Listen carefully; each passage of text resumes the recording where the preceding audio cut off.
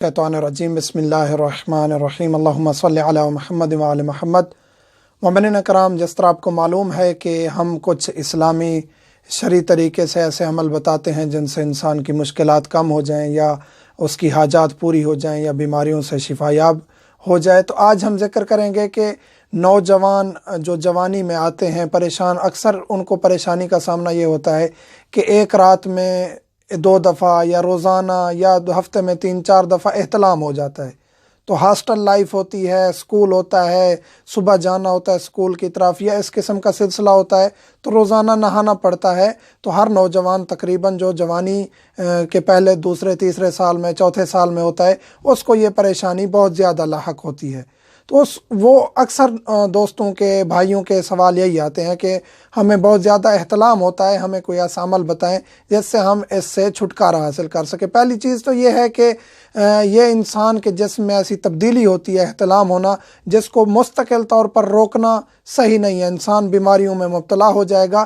احتلام ہونا یہ ایک صحت کی علامت ہے، لیکن روزانہ ہونا، 2 دفعہ ہونا، اس سے انسان کمزور ہو جاتا ہے۔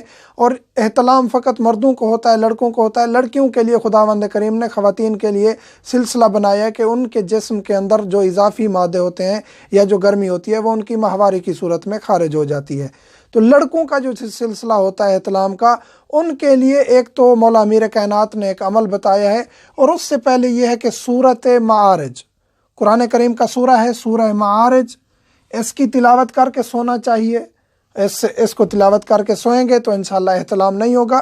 اور دوسرا، امیر کائنات کی طرف سے ایک دعا ہے، میں اس کو پڑھ دیتا ہوں، اور مومنین سے گزارش ہے جو دعائیں بتاتا ہوں ان کا تلفظ میں آسان کر کے بتا دیتا ہوں، پھر ڈسکرپشن میں یا پہلے کمنٹ میں یوٹیوب پر وہ دعا میں بھیج بھی دیتا ہوں۔ اور بعض دفعہ ایسی دعائیں ہوتی ہیں جن کی زیر زبر نہیں ملتی، اور ہمارے پاس کوئی ایسا سافٹ ویئر ابھی تک میرے پاس موجود نہیں ہے۔ اگر کسی مومن کے پاس ہو سافٹ ویئر جس میں عربی لکھی جائے تو اس کی زیر زبر آ جائے ساتھ ساتھ، تو وہ مجھے بھیج دیں تاکہ مجھے آسانی رہے۔ اور ہاتھ کا لکھا ہوا میں ایسے ہی لکھ کے بھیج سکتا ہوں یا دکھا سکتا ہوں جو میں نے زیر زبر لگائی ہوئی ہے، اور درست تلفظ بھی بتا دیتا ہوں۔ اللہم انی اعوذ بکا من الاحتلام ومن سوء الاحلام وان یلعب بی الشیطان فی الیقظۃ والمنام وان یلعب بی الشیطان فی الیقظۃ والمنام۔ یہ دعا اور یہ سورۃ معارج کی تلاوت برے خوابوں سے بھی بچائے گی، برے خواب بھی نہیں آئیں گے اور احتلام بھی نہیں ہوگا۔